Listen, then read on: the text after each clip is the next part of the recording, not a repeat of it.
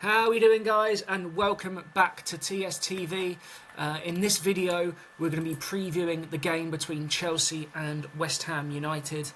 As you may remember from my previous video where I was predicting the other results of all the other games of the weekend, I was going to leave the Chelsea versus West Ham game out because I wanted to have a bit more of an in-depth look into the game itself, give my predicted lineup for Chelsea and also a prediction of the score.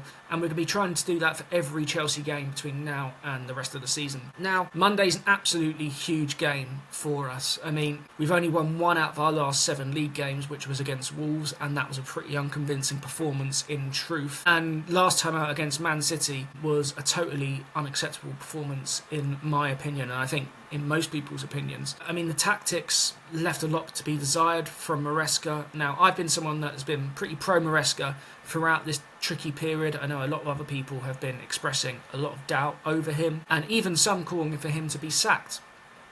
And I don't think that should be the case at this moment in time. But the way he set the team up last Saturday was just not good enough. And look, Man City have been an unstoppable force over the last few years, and we know that more than most. I don't think we've beaten them since the Champions League final in 2021.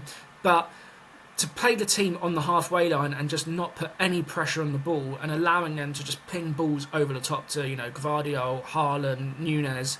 I mean, it was under 9 stuff, and, the way to play Man City at this moment in time is to go and press them, be aggressive, go after them, and that's what we did in the first 10 minutes, and we scored from it. We forced them into a mistake, and we nearly scored another goal through Cole Palmer, and we just didn't keep up the momentum, and for the rest of the game it was just so passive. And, even at half-time you think, do you know what, he can get the lads into the dressing room, he could maybe switch things up, maybe make a substitution, and maybe change things slightly tactically to get us back into the game. Even though it was 1-1, it felt like we were kind of out of the game, really, in terms of momentum.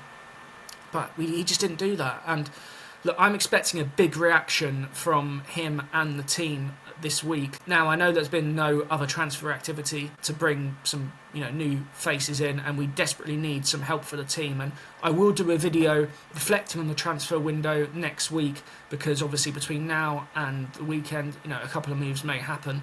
I'm not going to hold my breath, but we'll reflect on that in more depth next week. But I think that, on Monday we need to really go after West Ham. They've had some really bad results against some of the big sides this season, including against us. When we went to the London Stadium earlier in the season, we absolutely battered them 3-0, and it really should have been a lot more.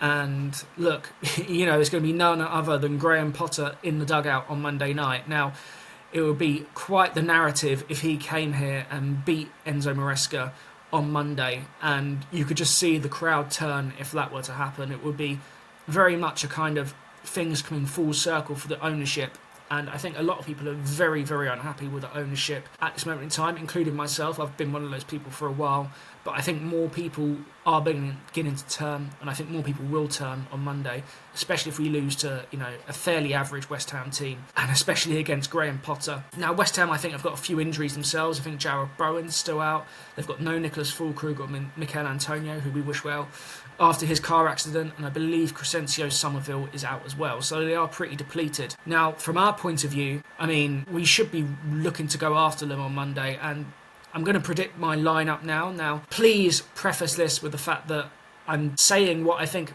will be the lineup, not necessarily what I want. So if people get annoyed in the comments, please don't have a go at me. This is just what I think Enzo Maresca will pick, and you will probably be able to tell that from the first selection I think will be in the team. Now, I think he'll stick with Robert Sanchez in goal.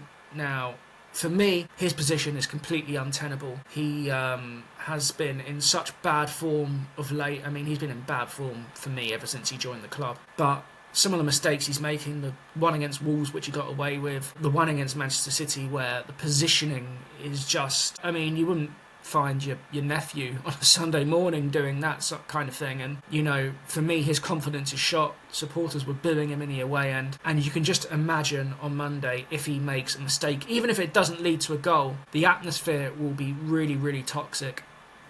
But I still have a feeling he will play him. And one of the reasons behind that is that, I've heard, and a few other people I know have heard, that essentially Maresca's being told to play Robert Sanchez by Paul Winstanley, who obviously knows him very well from Brighton, and Ben Roberts, who was his goalkeeper coach at Brighton and is the head of goalkeeper at Chelsea. Now, he has a massive influence over that position in the team, which for me, again, is just totally unacceptable. You would never see someone like Antonio Conte or Jose Mourinho or Thomas Tuchel or even Frank Lampard accepting something like that from a goalkeeper coach, but here we are. So I think in goal it will be Robert Sanchez. Right back, I'm going to go Reece James. Now, we have an FA Cup match at the weekend, which I will expect him to sit out. I imagine Malagusto will come in for that, so I will expect Reece James to be captaining the side. Centre back, I think it's pretty simple. I think it will be Trevor Chalobah again. He seems to have come straight back into the team, which makes the director's decision to offload him to Palace and to try and freeze him out of the club even more farcical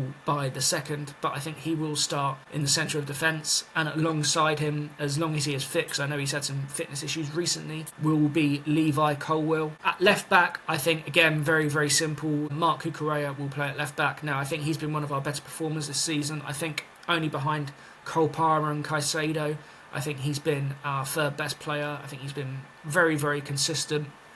And you now kind of know what you're going to get with him on a weekly basis, which certainly wasn't the case when he first joined the club. So Cucurella at left back. In midfield, I mean, it's very simple. Again, we have no other options in central midfield at the moment. Again, which comes back to the directors and their transfer strategy in this window. So it will be Moises Caicedo in midfield alongside Enzo Fernandez. I don't expect to see any surprises such as Kiernan Dewsbury Hall or even maybe João Felix starting in there. I think he has done it a couple of times in the Conference League, but I really cannot see that happening. In attack, first player, very simple, Cole Palmer. He will play. He's our best player, and even in this tricky patch, he still delivered some moments of just absolute brilliance. He probably hasn't been putting together performances for a whole 90 minutes, but hopefully this is the game where, you know, things come back together for him and the team. There's been a bit of rest that we've had. I think we've had about 10 days off before the game kicks off, and hopefully that will help him as well. Now, at centre forward, I do expect it to still be Nicholas Jackson, even though he's been struggling of late. We've got no other backup for him really, and whenever Christopher Nkunku comes on for him, it's just such a massive downgrade. Nkunku against Man City was just jogging around, you know, didn't look bothered, didn't offer anything to the team. They may as well have had me out there. So Nicholas Jackson will be up front.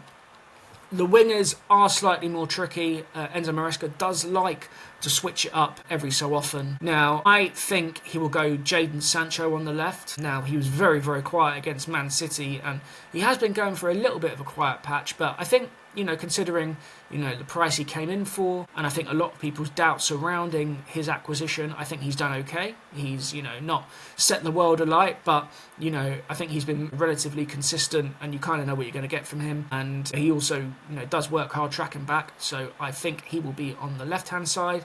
Now, on the right-hand side, it's an interesting one. Obviously, Noni Madueke scored 2 goals in his last 2 games from probably about a combined total of 2 yards, but still, I mean, he's, you know, had more output than any of the other wingers. But I have a feeling Pedro Neto will play in this game. He does seem to, Maresca, like to rotate the 2 of them, Neto and Madueke. And also, I thought Madueke's tracking back in the game against Manchester City was just totally pathetic, and I can't see Maresca really liking that. And he has dug out Madueke a few times this season, you know, for a lack of work rate and, you know, after maybe scoring a goal, going missing a little bit. And I wouldn't be shocked to see that happen again. I believe Pedro Neto will be at right wing. So that is my predicted lineup, guys. Now, in terms of a result, look, it's really hard to predict anything with any confidence when it comes to Chelsea at this moment in time. Obviously, you've got to live in hope, and it's a big London derby under the lights. I'm hoping that the supporters, you know, will be up for the game. West Ham will come down and they'll be very vocal, and hopefully that gives it a bit more of an atmosphere, and, you know, that feeling of tension in the air will mean that the players are just that bit more motivated. I am going to go for Chelsea 3, West Ham 1. We always seem to concede, so I think that's got to be priced in. But I do have a feeling that, you know, West Ham aren't great defensively, and I do think we can cause them a lot of problems as long as we really come out all guns blazing and really try and be aggressive from the get-go. And hopefully, you know, Nicholas Jackson can get back on the score sheet. And I think once he does, he's proven in the past that he's a very streaky player, that he could build some confidence back up. So that's my preview for Chelsea versus West Ham United. I'm going to go for 3-1 as the final result. Let me know your thoughts in the comments. Please like and subscribe, and yeah, we'll catch up on the game on Monday.